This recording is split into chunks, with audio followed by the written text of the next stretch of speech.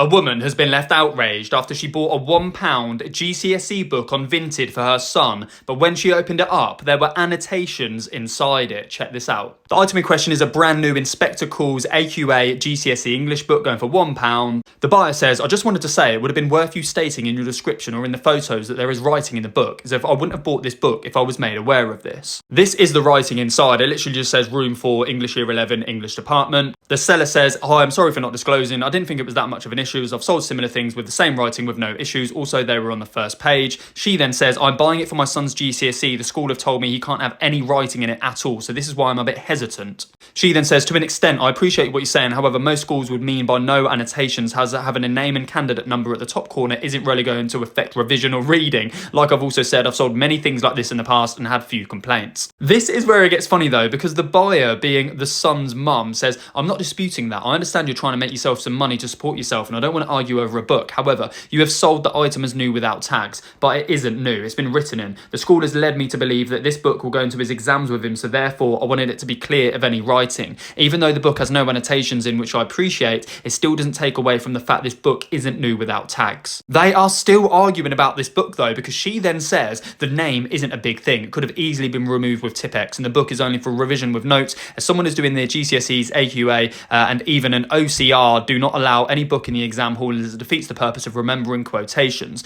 And the book is basically new. You can even see with the normal pages that they're barely open and are white as anything because of how new it is. It's only my name at the front which my school wrote in. She then says, look, I'm not going to argue, bottom line is you sold a book as new without tags when it isn't new. All of this drama over a £1 book, bearing in mind this mum is actually arguing with a kid here. Now, why on earth would you go to all of that length to argue over £1? Crazy story.